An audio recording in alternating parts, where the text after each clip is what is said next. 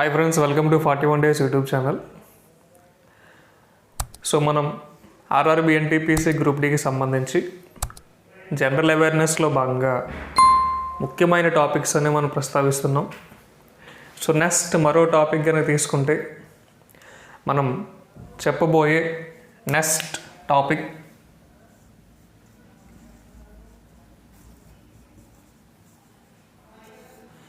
International organisations. అంటే international organisations అనే topic అనేది మనకి ప్రతి ఎగ్జామ్కి ఒక మార్క్ అనేది కంపల్సరీ అడుగుతారండి. కొన్ని సందర్భాల్లో 2 మార్కులు అడిగిన సందర్భాలు కూడా ఉన్నాయి కొన్నిసార్లు. సో మనకి ఇంటర్నేషనల్ ఆర్గనైజేషన్స్లో అంటే మనకి ప్రపంచవ్యాప్తంగా చాలా ఆర్గనైజేషన్స్ ఉన్నాయి. వాటిలో అతి ముఖ్యమైన ఆర్గనైజేషన్స్ గురించి మనకు ఆల్రెడీ ఎగ్జామ్లు అడిగిన వాటిని గురించి మనం ప్రస్తావిద్దాం. అంటే ఇంటర్నేషనల్ ఆర్గనైజేషన్స్లో మనం ఒక ఆర్గనైజేషన్ ఏ విధంగా చదవాలంటే ఆర్గనైజేషన్ని ప్రవేశపెట్టిన ఇయర్, ఆర్గనైజేషన్ యొక్క ప్రధాన కార్యాలయం, ఆర్గనైజేషన్లో ఉండే టోటల్ మెంబర్ ఆఫ్ కంట్రీస్, ఆ ఆర్గనైజేషన్ యొక్క ప్రెసెంట్ హెడ్ ఎవరు, ఆర్గనైజేషన్ దేనికి సంబంధించి వస్తుంది. ఈ 5 అంశాల ఆధారంగా మనకి ఇంటర్నేషనల్ ఆర్గనైజేషన్స్ నుంచి 1 లేదా 2 మార్కులు అనేది అడగడం జరుగుతుందండి. సో ప్రతి ఎగ్జామ్కి మనకి ఈ టాపిక్ అనేది ఇంపార్టెంట్. సో ఇంటర్నేషనల్ ఆర్గనైజేషన్స్లో మనం చెప్పే మొదటి ఆర్గనైజేషన్ పేరు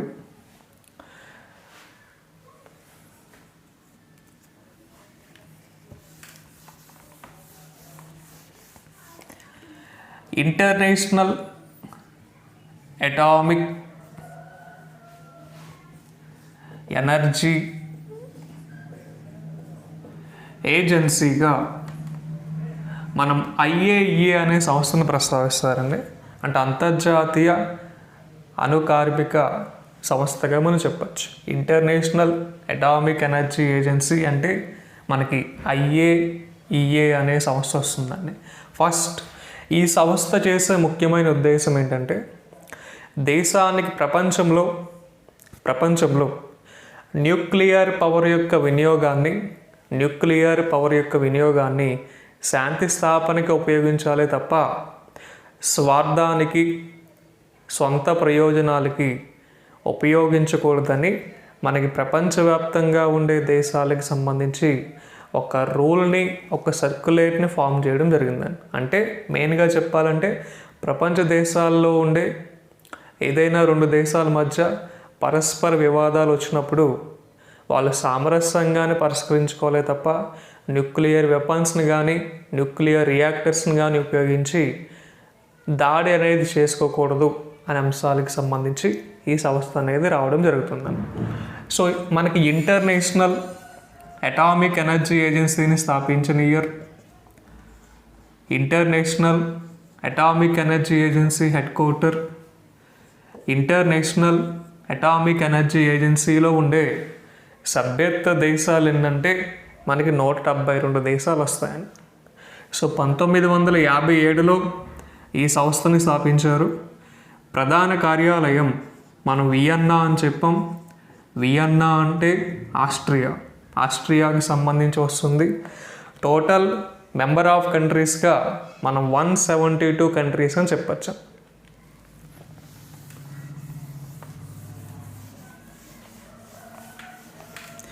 సో మనకి ఇంటర్నేషనల్ అటామిక్ ఎనర్జీ ఏజెన్సీకి సంబంధించి ప్రెజెంట్ డైరెక్టర్ జనరల్ ఎవరంటే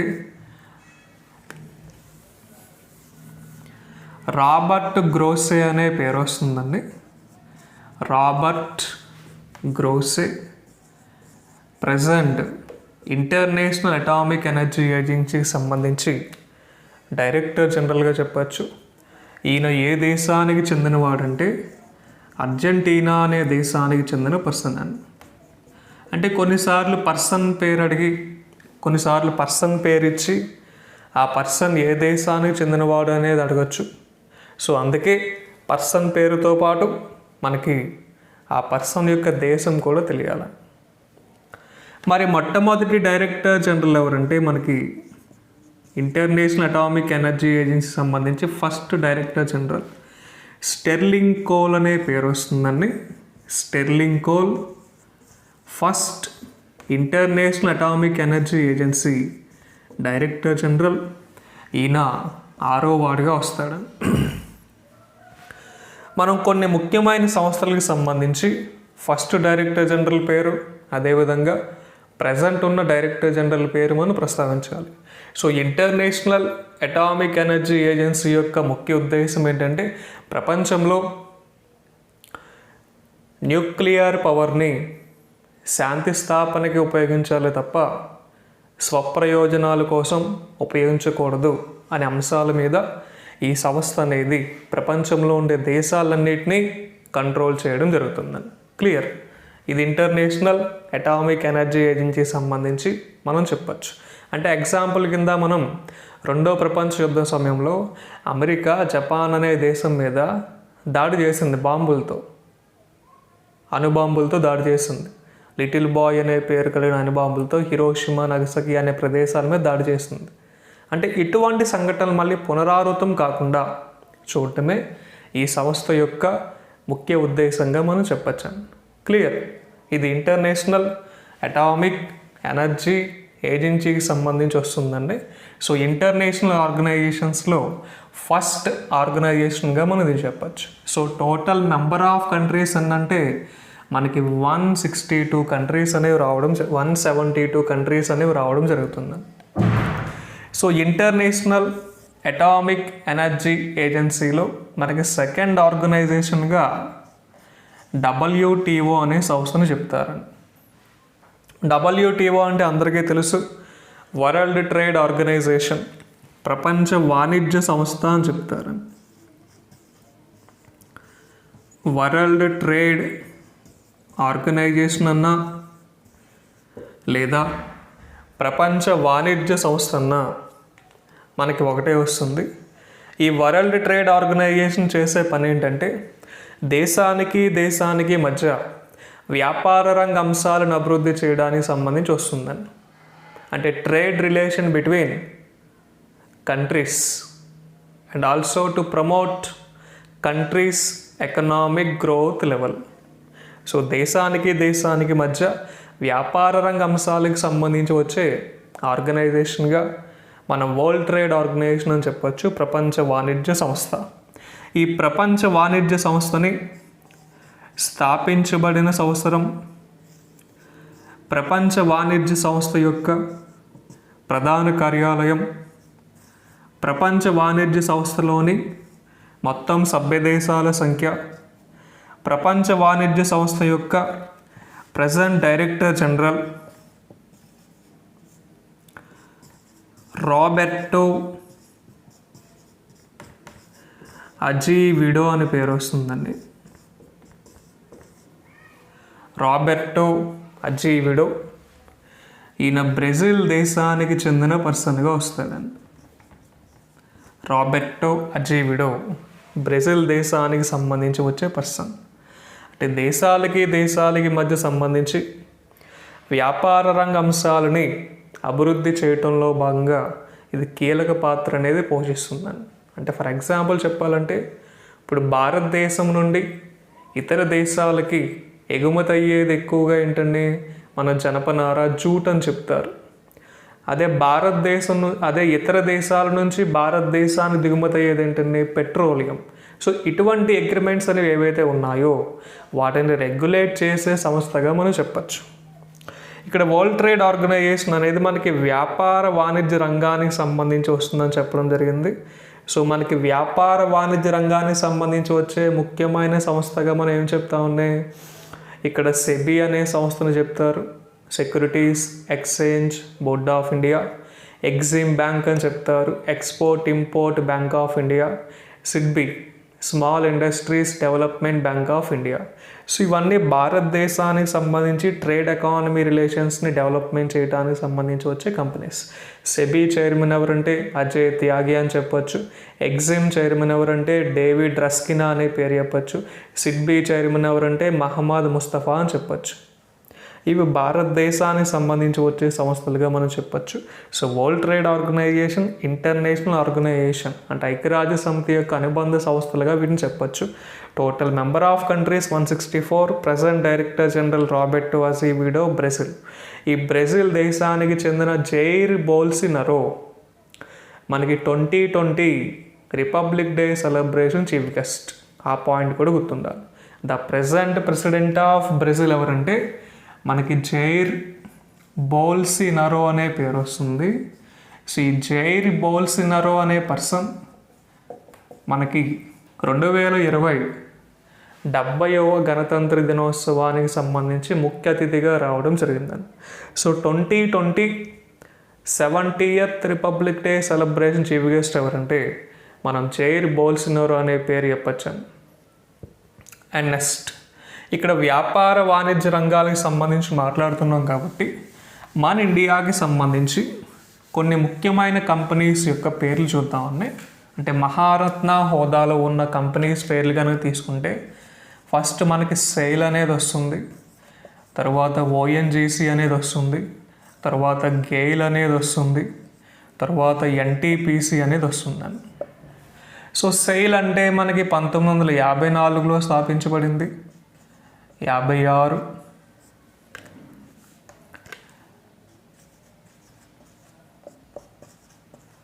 ఈ 4 కూడా ఇంకా వస్తాయండి. ఐఓసి కానీ, బిహెచ్ఈఎల్ కానీ ఇలాంటి కంపెనీస్ అన్నీ కూడా మనకి మహారత్న కంపెనీస్. సేల్ అనేది మనకి steel authority of India limited. Steel authority of India లిమిటెడ్గా మనం చెప్పచ్చు. సేల్ యొక్క చైర్మన్ ఎవరంటే Anil Kumar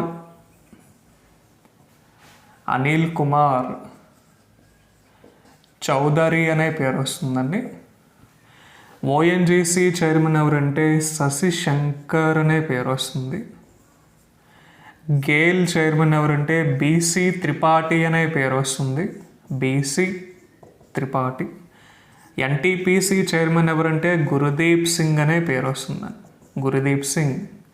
present national thermal power corporation యొక్క చైర్మన్గా మనం చెప్పచ్చు. అంటే వరల్డ్ ట్రేడ్ ఆర్గనైజేషన్ సంబంధించి భారతదేశానికి సంబంధించి వచ్చే అతి ముఖ్యమైన కంపెనీస్గా మహారత్న కంపెనీస్లో కొన్ని వాటిని మనం ప్రస్తావించు, అంటే మీకు అర్థం కావాలనే ఉద్దేశంతో. సో మనకి నెక్స్ట్ ఇంటర్నేషనల్ ఆర్గనైజేషన్స్లో మరొక ఆర్గనైజేషన్గా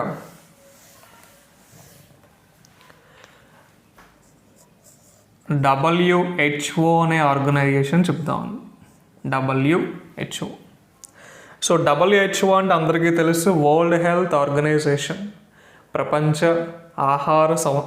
ప్రపంచ ఆరోగ్య సంస్థగా మనం చెప్పడం జరుగుతుంది. వరల్డ్ హెల్త్ ఆర్గనైజేషన్ అన్న అండ్ ప్రపంచ ఆరోగ్య సంస్థ అన్న ఒకటేనా. సో వరల్డ్ హెల్త్ ఆర్గనైజేషన్ చేసే పని అందరికీ తెలుసు. ప్రపంచవ్యాప్తంగా ఆరోగ్య అంశాల సంరక్షణ సంబంధించి వచ్చే సంస్థగా మనం చెప్పచ్చు.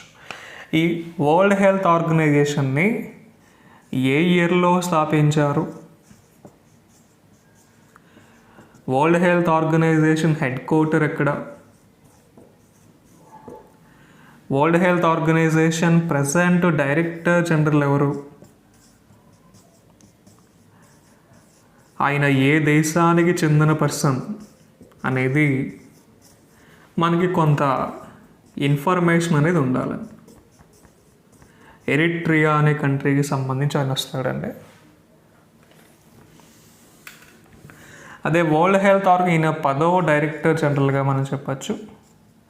అదే world health organisation first director general Brock కిస్హామ్ అనే పేరు వస్తుంది. బ్రాస్ కిస్హామ్ అనే person first world health organisation director జనరల్గా మనం చెప్పచ్చు. ఏ దేశానికి చెందిన పర్సన్ అంటే కెనడా.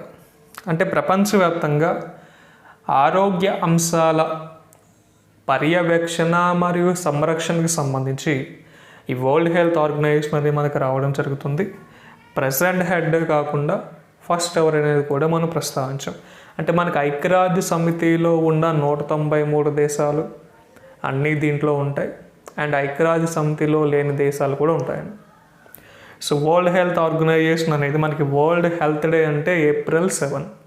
సో మనకి April 7వ తేదీని ప్రతి సంవత్సరం ప్రపంచ ఆరోగ్య దినోత్సవంగా మనం 1948 నుంచి నిర్వహించుకుంటున్నాం.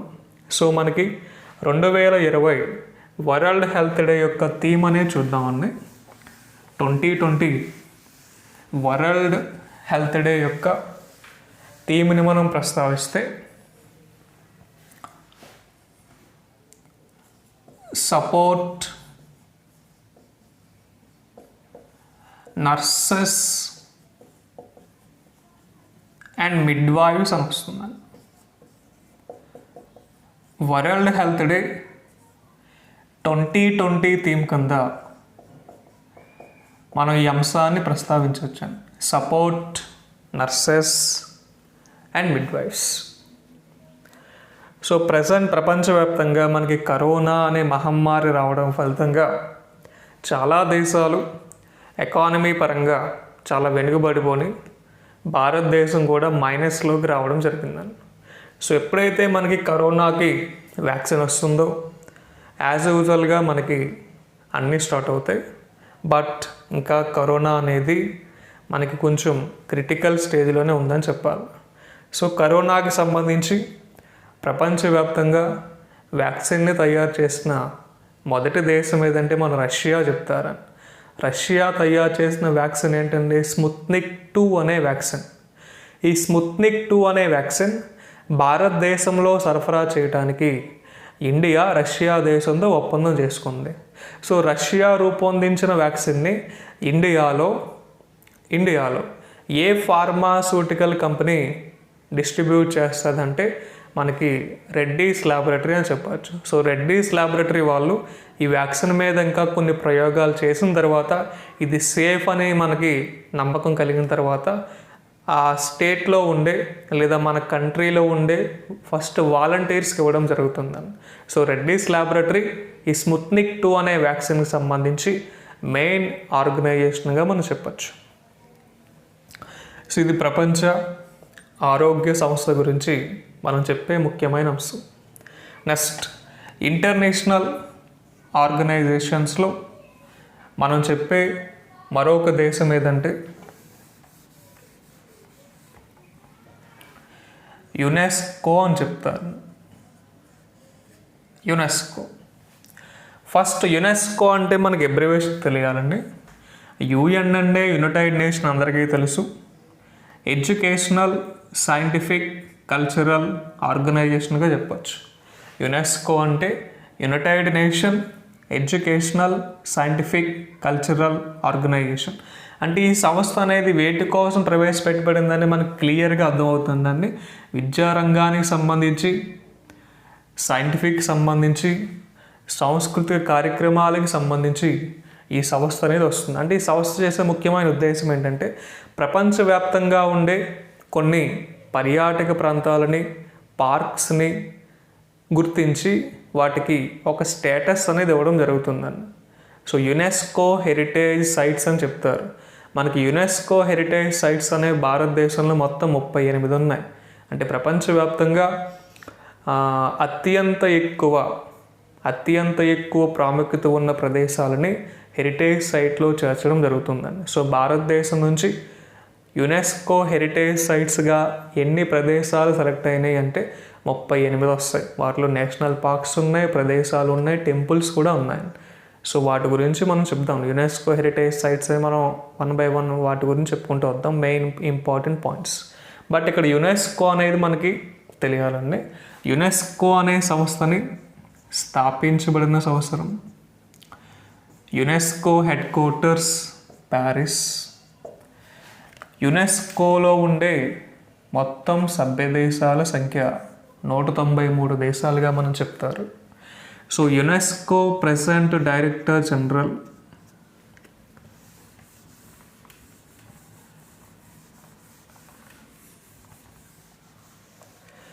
ఆడ్రీ అజౌలీ అనే పేరు రావడం జరుగుతుంది.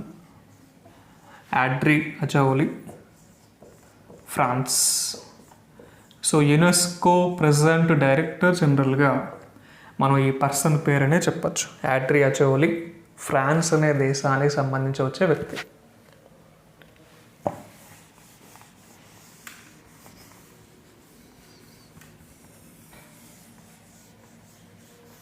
నెక్స్ట్, ఇంటర్నేషనల్ ఆర్గనైజేషన్స్లో భాగంగా ఇక్కడ ఒక పాయింట్ అనేది మనం గుర్తించాలి.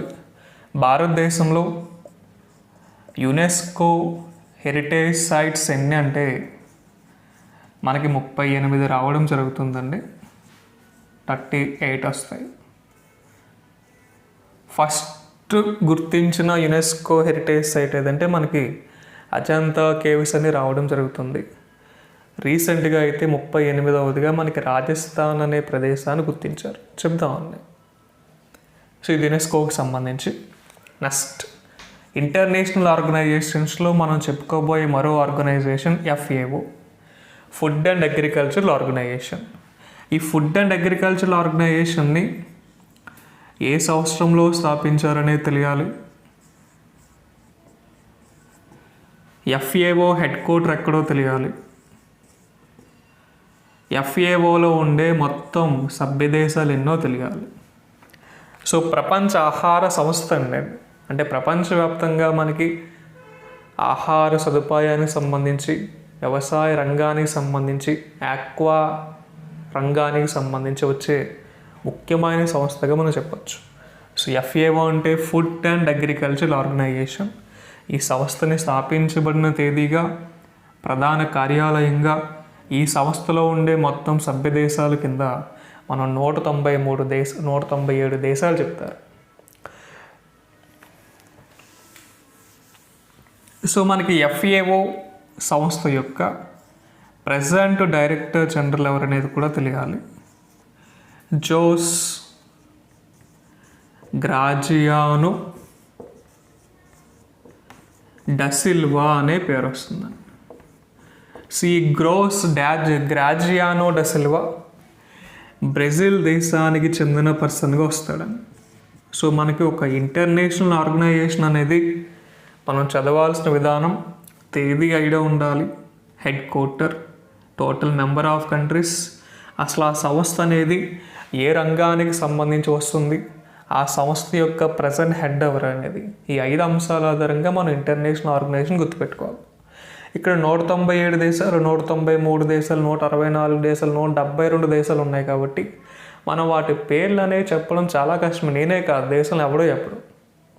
మనకి బిలో 10 కంట్రీస్ కానీ, బిలో 20 కంట్రీస్ కానీ ఉంటాయి. అంటే G20 కానీ, సార్క్ కానీ, బ్రిక్స్ కానీ, ఏషియన్ కానీ, ఇలా ఏవైతే ఉన్నాయో వాటిని మనం చెప్పచ్చు.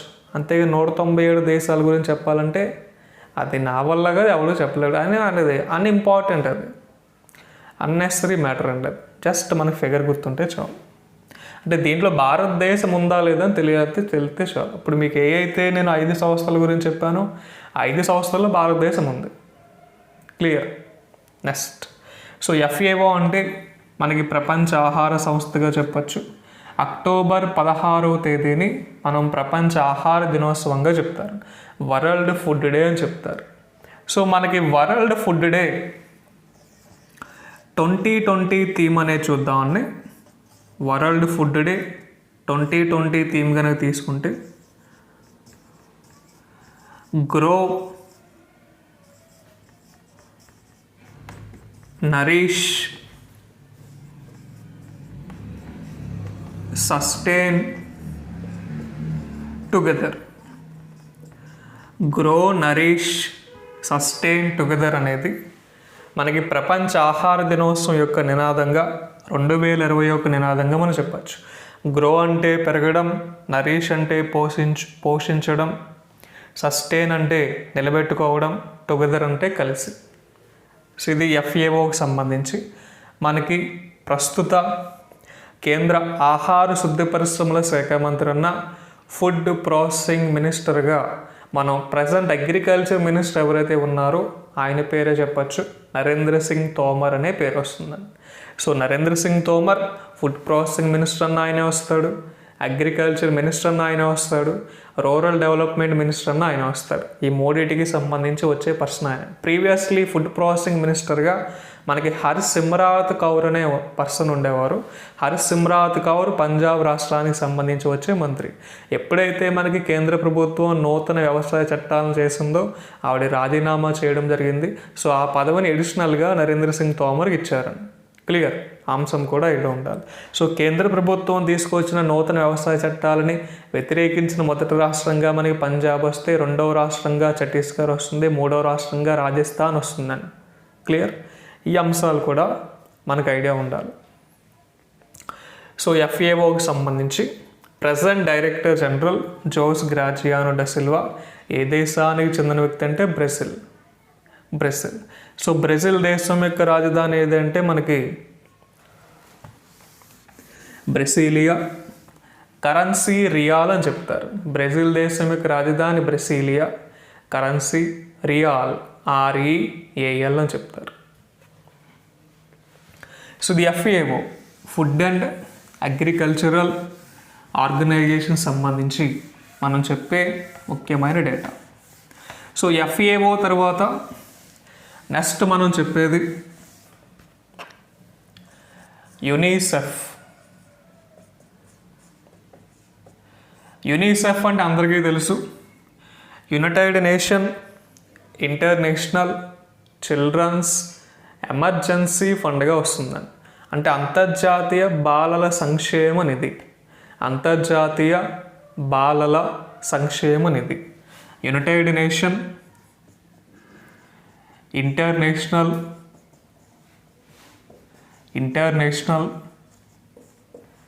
చిల్డ్రన్స్ ఎమర్జెన్సీ ఫండ్గా చెప్తారు. కొన్ని సందర్భాల్లో ఒక ఆర్గనైజేషన్ యొక్క ఎబ్రివేషన్ అడగచ్చు. అంటే యునెస్కో అంటే ఎబ్రివేషన్ ఏంటి, యునిసెఫ్ అంటే ఎబ్రివేషన్ ఏంటి, FAO అంటే ఎబ్రివేషన్ ఏంటి, ILO అంటే ఎబ్రివేషన్ ఏంటి, సార్క్ అంటే ఎబ్రివేషన్ ఏంటి, ఏషియన్ అంటే ఎబ్రివేషన్ ఏంటి, బిమ్స్టెక్ అంటే ఎబ్రివేషన్ ఏంటి, SCO అంటే ఎబ్రివేషన్ ఏంటి, IAEA అంటే ఎబ్రివేషన్ ఏంటి, బ్రిక్స్ అంటే ఎబ్రివేషన్ ఏంటి, ఇలా సంస్థల యొక్క ఎబ్రివేషన్స్ కూడా అడుగుతాడండి. సో అందుకే డీటెయిల్గా రాస్తున్నాం, చూసుకోండి. యునిసెఫ్ అంటే United nation international children's Emergency ఫండ్గా చెప్పచ్చు. అంతర్జాతీయ బాలల సంక్షేమ నిధి అంటే ప్రపంచవ్యాప్తంగా ఉండే బాలికల సంక్షేమానికి సంబంధించి వచ్చే సంస్థగా మనకి యునిసెఫ్ అనేది వస్తుంది. సో ఇక్కడ యునిసెఫ్ అనే సంస్థని స్థాపించింది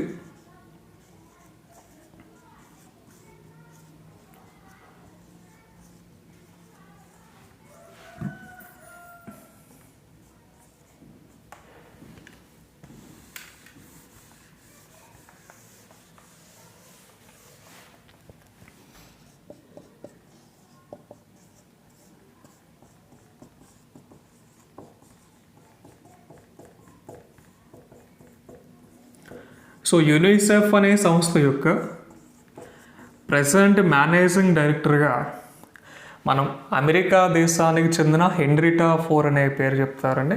సో 1946 డిసెంబర్ 11వ తేదీన యునిసెఫ్ని స్థాపించారు. ప్రధాన కార్యాలయం న్యూయార్క్ వస్తుందండి. సో యునిసెఫ్లో ఉండే మొత్తం సభ్య దేశాల సంఖ్య 191 దేశాలు చెప్పచ్చు. సో న్యూయార్క్ అనేది మనకి అమెరికా దేశానికి సంబంధించి వచ్చే అంశం.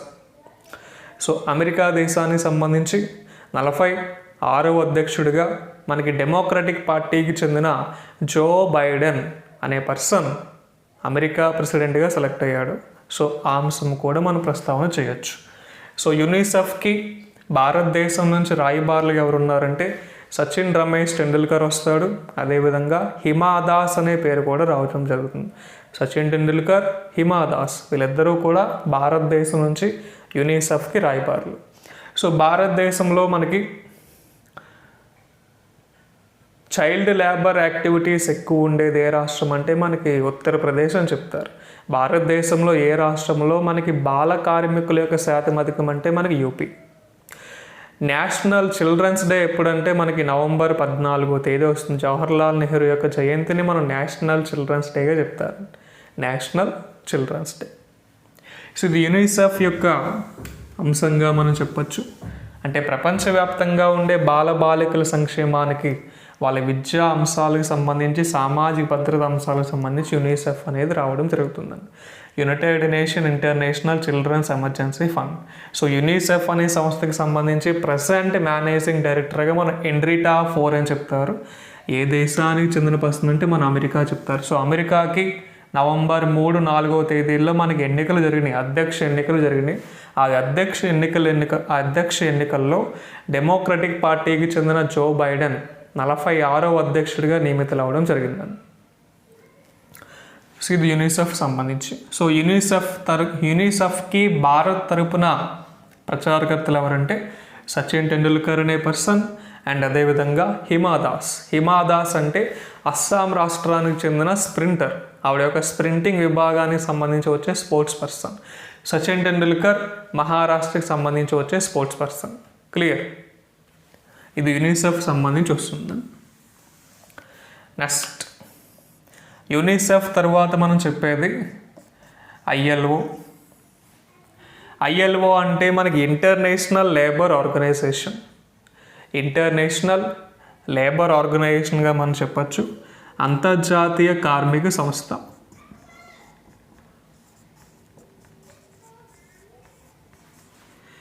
ఇంటర్నేషనల్ లేబర్ ఆర్గనైజేషన్ అంటే ప్రపంచవ్యాప్తంగా మనకి కార్మికులుగా పనిచేసే వాళ్ళ యొక్క సంక్షేమానికి సంబంధించి వస్తుందండి international labour organisation. So international labour ఆర్గనైజేషన్ని స్థాపించిన సంవత్సరం, ఇంటర్నేషనల్ లేబర్ ఆర్గనైజేషన్ ప్రధాన కార్యాలయం, ఇంటర్నేషనల్ లేబర్ ఆర్గనైజేషన్లో ఉండే మొత్తం సభ్య దేశాల సంఖ్య and international labour organisation president director general Guy Ryder అని చెప్తారు. యునైటెడ్ కింగ్డమ్ సంబంధించి వచ్చే person. So international labour organisation అనేది ప్రపంచవ్యాప్తంగా మనకి లేబర్ వర్క్ చేసే పర్సన్స్ ఎవరైతే ఉంటారో వాళ్ళ యొక్క సంక్షేమానికి సంబంధించి వచ్చే పథకంగా మనం చెప్పచ్చు. సో అటువంటి ఆర్గనైజేషన్ని స్థాపించిన సంవత్సరంగా ప్రధాన కార్యాలయం జెనీవా వస్తుందండి. జెనీవా అంటే Switzerland. So total member of కంట్రీస్గా మనకు 187. ప్రెసిడెంట్ డైరెక్టర్ జనరల్గా మనం గై రైడర్ యూకే అనే దేశాన్ని చెప్తారు.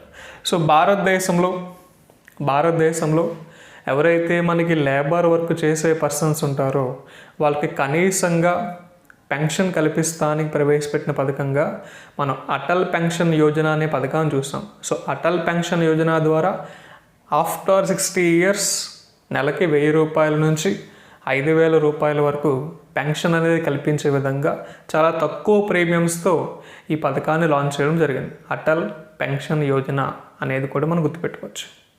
సో భారతదేశంలో ఉండే మొత్తం కార్మికుల సంఖ్య అనేది మనం 48 కోట్లుగా తీసుకుంటే దీంట్లో దాదాపుగా మనకి 85% మంది కార్మికులు అసంఘటిత కార్మికులు అని చెప్తారు.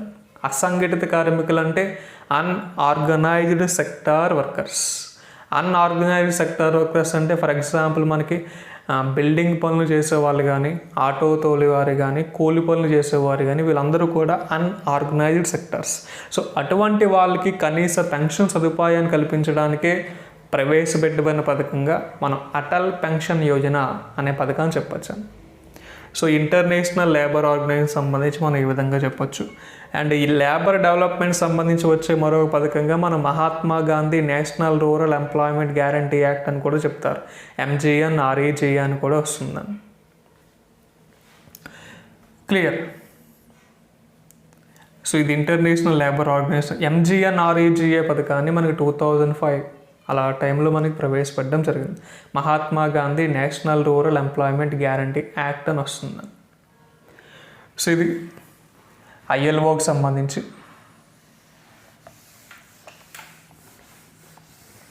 సో ఇంటర్నేషనల్ లేబర్ ఆర్గనైజేషన్స్లో మనకు ILO తర్వాత మరో సంస్థగా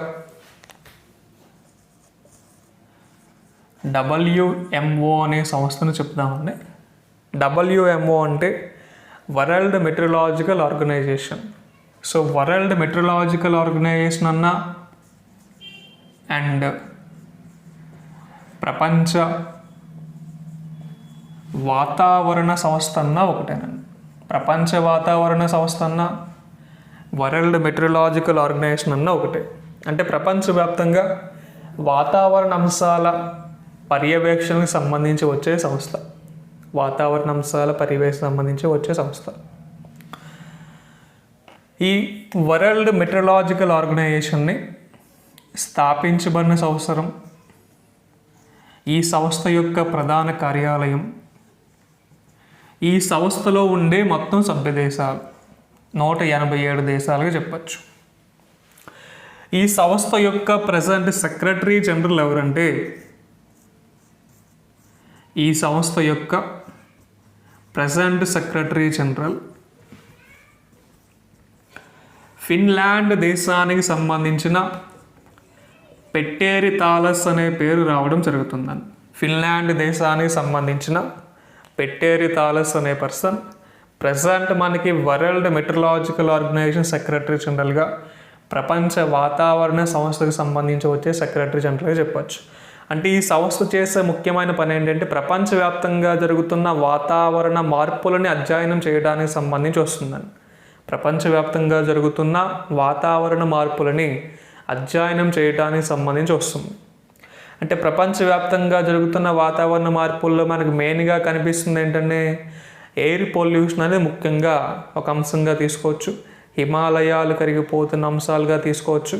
మనకి గ్లోబల్ వార్మింగ్, డీఫారెస్టేషన్ లాంటి అంశాలు కూడా చూసుకోవచ్చు. సో ఇటువంటి అంశాలని ప్రజెంట్ ఏ విధంగా ఉన్నాయి, వాటి వల్ల నెక్స్ట్ ఫ్యూచర్ జనరేషన్స్లో వచ్చే ప్రాబ్లం ఏంటి అనే అంశాలని పర్యవేక్షించి యుఎన్ఓకి ఒక రిపోర్ట్ అనేది సబ్మిట్ చేస్తారని. ఆ రిపోర్ట్ని సబ్మిట్ చేసిన తర్వాత యుఎన్ఓ, ఐక్యరాజ్య సమితి వీటి మీద కొన్ని చర్యలు తీసుకొని ఏ దేశాల్లో అయితే ఇటువంటి కార్యక్రమాలు ఎక్కువ ఉన్నాయో ఆ దేశాలకు కొన్ని గైడ్లైన్స్ పాస్ చేసి మీరు ఈ విధంగా నడుచుకోవాలి అనే అంశాలని యుఎన్ఓ వాళ్ళు చెప్తారని. సో ప్రపంచ వాతావరణ సంస్థ చేసే ముఖ్య ఉద్దేశంగా చెప్పచ్చు. క్లియర్. మన దేశంలో వాయు కాలుష్యానికి అధికంగా కారణమవుతున్న రాష్ట్రాలుగా ముఖ్యంగా మనం పంజాబ్ అనే రాష్ట్రాన్ని చెప్తారు. పంజాబ్ అనే రాష్ట్రంలో మనకి పంట వ్యర్థాల యొక్క కాల్చివేత కార్యక్రమాలు అధికమన్నాయి. ఇతర రాష్ట్రాలతో పోల్చుకుంటే పంజాబ్ అనే రాష్ట్రంలో అధికంగా మనం చెప్పచ్చు. సో గజియాబాద్ అనే ప్రదేశంలో మనకి పొల్యూషన్ అనేది అధికంగా ఉంటుందని మనకి రిపోర్ట్ ఇవ్వడం జరిగింది. ప్రపంచంలో వాయు కాలుష్యం అధికంగా ఉన్న దేశాల్లో భారత్ అనేది టాప్ 5 కంట్రీలో ఉంది. బంగ్లాదేశ్, పాకిస్తాన్, ఆఫ్ఘనిస్తాన్, మాల్దీవ్స్ తర్వాత 5th కంట్రీగా భారతదేశం వస్తుందని. So world meteorological organisation day అంటే మనకి మార్చ్ 23వ తేదీ వస్తుందని. అంటే ప్రపంచ వాతావరణ దినోత్సవాన్ని మార్చ్ 23గా చెప్తారు. సో మనకి 2020 ప్రపంచ వాతావరణ సంస్థ యొక్క నినాదం ఏంటంటే క్లైమేట్ అండ్ వాటర్ అని వస్తుంది. 2020 ప్రపంచ వాతావరణ సంస్థ యొక్క థీమ్ ఏంటా లేదా నినాదం ఏంటా అని చూస్తే క్లైమేట్ అండ్ వాటర్ అని చెప్పచ్చు. సో మొత్తం సభ్య దేశాలు 197 దేశాలుగా 187 దేశాలుగా మనం చెప్పచ్చు. ఇది WMOకి సంబంధించి. అంటే వాతావరణంలో మార్పులు సంభవించడానికి మనకి చాలా కారణాలు ఉన్నాయండి.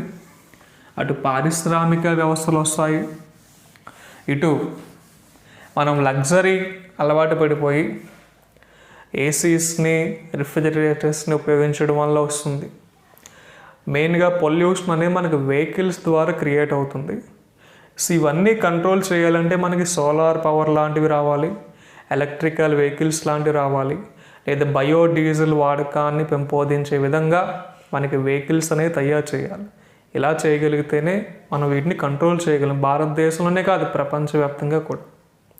మనకి ఏదైనా అంశం వచ్చినప్పుడే ఆ పర్టికులర్ ఇష్యూ గురించి ప్రస్తావిస్తారు. తర్వాత ఒక 2 or 3 days తర్వాత అందరూ మర్చిపోతాం, మళ్ళీ యాజ్ యూజువల్. సో అందుకే మనకి ఉండే కొలది రాబోయే రోజుల్లో చాలా కష్టతరమైన సిచ్యువేషన్స్ అనేవి మనకు రాబోతున్నాయి. బాగా ఎండలు రాబోతున్నాయి, వర్షాలు రాబోతున్నాయి, చలి లాంటి వింటర్ అనేది కూడా మనకు రాబోతుంది. అంటే క్రమంగా మనకి క్లైమేట్ అనేది మారిపోతుందండి. అంటే మానవ తప్పిదాల వల్ల ఇవన్నీ జరుగుతున్నాయి. ఫ్యూచర్లో ఇటువంటివి ఏమీ లేవు. అర్థమవుతుంది. సో ఏదైనా మానవ తప్పిదమే. అంటే టెక్నాలజీ పెరిగే కొలది వాతావరణ సమస్యలు అనేవి, పర్యావరణ సమస్యలు అనేవి ఎక్కువ అవుతున్నాయి. రియల్ ఎస్టేట్, డిఫారెస్టేషన్ మొత్తం కొట్టుకుంటూ పోతున్నారు, అడవులను తగలబెట్టేస్తున్నారు. ఈ విధంగా జరగడం వల్ల మనకి మార్పులు అనేవి సంభవిస్తున్నాయి. సో భారతదేశంలో అడవులు ఎక్కువ ఉండే రాష్ట్రంగా మన మధ్యప్రదేశ్ చెప్తారు, తక్కువ ఉండే రాష్ట్రంగా హర్యానా చెప్తారు. సో భారతదేశంలో వ్యవసాయ భూమి ఎంత ఉంటుంది, అదేవిధంగా అటవీకరణ భూమి ఎంత ఉంటుంది అనేది కూడా చూద్దాం. లేదా అడవుల శాతం తీసుకోండి, ఫారెస్ట్ ఏరియా.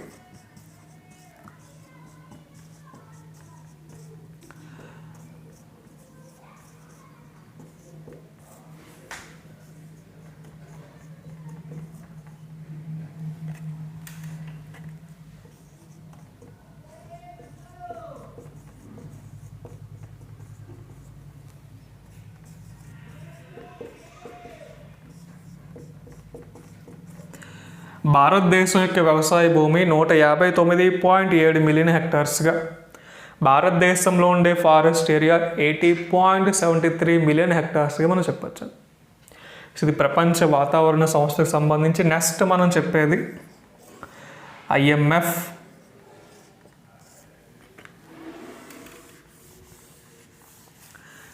IMF అంటే మనకి ఇంటర్నేషనల్ మానిటరీ ఫండ్ అని వస్తుందండి. అంతర్జాతీయ ద్రవ్యనిధి. అంతర్జాతీయ ద్రవ్యనిధి అనేది money cooperation between the countries. అంటే ఆర్థిక అంశాలకి సంబంధించి ఏదైనా దేశానికి ఫైనాన్షియల్గా సపోర్ట్ చేయాలంటే ఇటు వరల్డ్ బ్యాంక్ అండ్ IMF అనే సంస్థలు సపోర్ట్ చేయడం జరుగుతాయి. కేవలం సపోర్ట్ చేయడమే కాకుండా దేశాల యొక్క ఆర్థిక పురోగతి ఏ విధంగా ఉందనేది కూడా వీళ్ళు లెక్కిస్తారండి ఎవ్రీ ఇయర్ కూడా. సో ఇది ముఖ్య ఉద్దేశం. IMF అనే సంస్థని స్థాపించిన సంవత్సరం 1945 అండ్ IMF అనే సంస్థ యొక్క హెడ్ క్వార్టర్, IMF సంస్థలో ఉండే మొత్తం దేశాల సంఖ్య 190 దేశాలు. IMF అనే సంస్థ యొక్క ప్రెజెంట్ డైరెక్టర్ జనరల్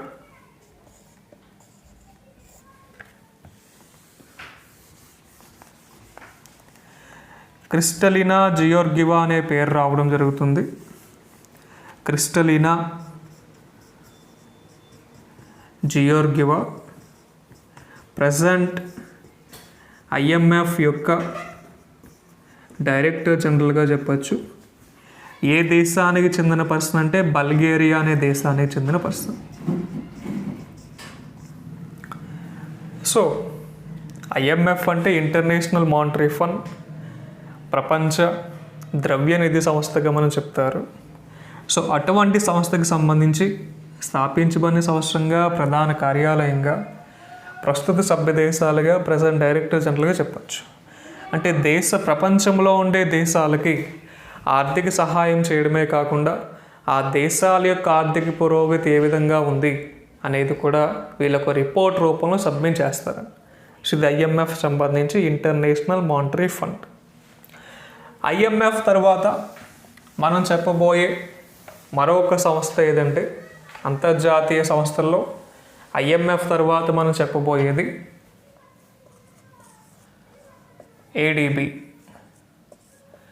ADB అంటే మనందరికీ తెలుసు, ఏషియన్ డెవలప్మెంట్ బ్యాంక్ అంటారు. ఆసియా అభివృద్ధి బ్యాంకుగా వస్తుందండి. ఏషియన్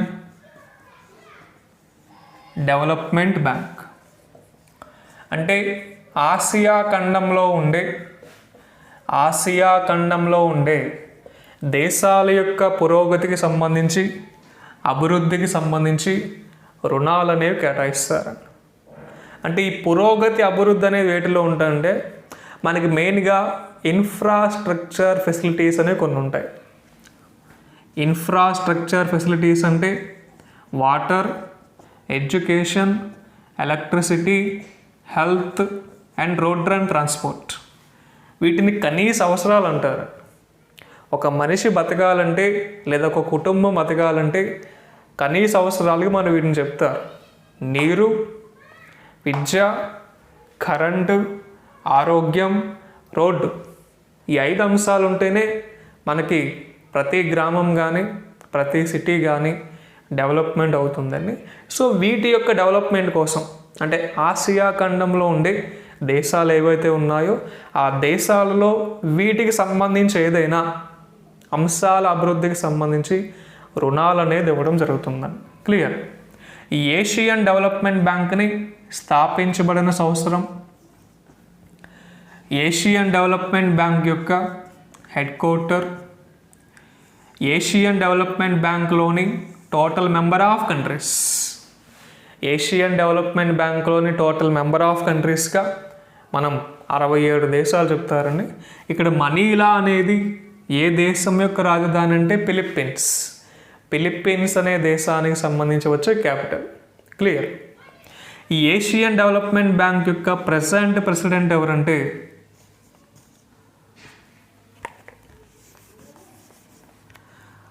మసాసుగు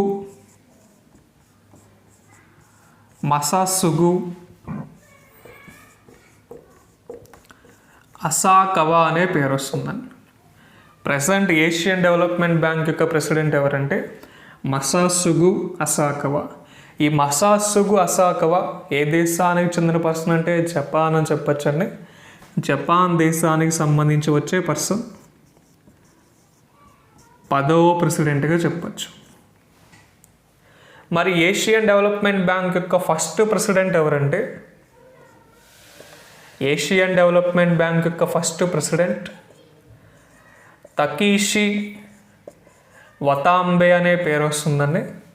తకీషి వతాంబే ఏషియన్ డెవలప్మెంట్ బ్యాంక్ యొక్క ఫస్ట్ ప్రెసిడెంట్. సో ఈ పర్సన్ కూడా జపాన్ దేశానికి చెందిన పర్సన్ అండి. జపాన్ దేశానికి చెందిన పర్సన్. సో జపాన్ రాజధాని కనుక తీసుకుంటే మనకి టోక్యో అనేది వస్తుంది. జపాన్ కరెన్సీ కనుక తీసుకుంటే యెన్ అనే పేరు చెప్పచ్చు. జపాన్ యొక్క న్యూ ప్రైమ్ మినిస్టర్గా మనకి యోషిహిడో సిరో అనే పేరు వస్తుందండి. ఎగ్జాక్ట్గా అయితే మనం ఇంకా పేరు అవ్వచ్చు, బట్ మనం మెయిన్గా ఇవన్నీ గుర్తుపెట్టచ్చు. యోషిహిడో సిరో అనే పేరు వస్తుంది. జపాన్ దేశానికి సంబంధించి నూతనంగా ఎన్నికైన ప్రధానమంత్రి. టోక్యో అనేది క్యాపిటల్, యెన్ అనేది కరెన్సీగా మనం ప్రస్తావన చేయొచ్చు. సో ఏషియన్ డెవలప్మెంట్ బ్యాంక్ యొక్క ముఖ్య ఉద్దేశం ఏంటంటే ఆసియా ఖండంలో ఉండే దేశాల యొక్క అభివృద్ధికి పురోగతికి సంబంధించి రుణాలు కల్పించే సంస్థగా వస్తుంది. వేటి యొక్క డెవలప్మెంట్ కోసం రుణాలు కల్పిస్తారంటే మనం కనీస అవసరాలుగా చెప్పుకునే water, education, electricity, health, road and transport, వీటిల్లో ఏ రంగం యొక్క అభివృద్ధికైనా వీళ్ళు రుణాలు కల్పించడం జరుగుతుంది. ఇది ఏషియన్ డెవలప్మెంట్ బ్యాంక్ గురించి. మన దేశంలో కూడా చాలా రాష్ట్రాలకు రుణాలు ఇచ్చారండి. అస్సాం తీసుకున్న, బంగ్లాదేశ్, మధ్యప్రదేశ్, మేఘాలయ, ఇటువంటి రాష్ట్రాలకి మెయిన్గా మనకి ఆంధ్రప్రదేశ్ కూడా ఇవ్వడం జరిగింది పోలవరం ప్రాజెక్టుకి సంబంధించి. అండ్ కరోనా సంభవించినప్పుడు కూడా భారతదేశాన్ని కూడా వీళ్ళు సపోర్ట్ చేశారు. సో ఆ విధంగా మనం ఈ సంస్థను మనం ప్రస్తావన చేయవచ్చు. క్లియర్. ఇది ఏషియన్ డెవలప్మెంట్ బ్యాంక్ గురించి. సో ఏషియన్ డెవలప్మెంట్ బ్యాంకులో ఉండే మొత్తం సభ్య దేశాలుగా మనం 67 దేశాలనే చెప్తారు. సో మనకి ఇంటర్నేషనల్ ఆర్గనైజేషన్స్లో టాప్ 10 ఆర్గనైజేషన్స్గా మనం వీటిని చెప్పచ్చు. అంటే ఆర్గనైజేషన్లో క్వశ్చన్ అనేది వాడు ఏ విధంగా అడగచ్చండి, వాడు ఏ విధంగా అడిగినా మనం ఆన్సర్ చేసే విధంగా 5 అంశాల ఆధారంగా చెప్పాం. ఏంటో 5 అంశాలు అంటే ఆ సంస్థను ప్రవేశపెట్టిన సంవత్సరం, ఆ సంస్థ యొక్క ప్రధాన కార్యాలయం, ఆ సంస్థలో ఉండే మొత్తం సభ్య దేశాలు, అసలు ఆ సంస్థని ఏ రంగం యొక్క అభివృద్ధి కోసం ప్రవేశపెట్టారు, ఆ సంస్థ యొక్క ప్రజెంట్ హెడ్ ఎవరు, ఈ 5 అంశాల ఆధారంగా మాత్రమే మన క్వశ్చన్ అనేది అడుగుతాడు. సో ఈ 10 సంస్థలకు సంబంధించి మనం చూసాం. సో జాగ్రత్తగా చదువుకోగలిగితే 1 మార్క్ అనేది కంపల్సరీ, కొన్ని సందర్భాలు 2 మార్కులు కూడా వస్తాయి. ఇవే కాదండి, ఇంకా వస్తాయి. రిమైనింగ్ ఆర్గనైజేషన్స్ కూడా మనం ప్రస్తావిద్దాం.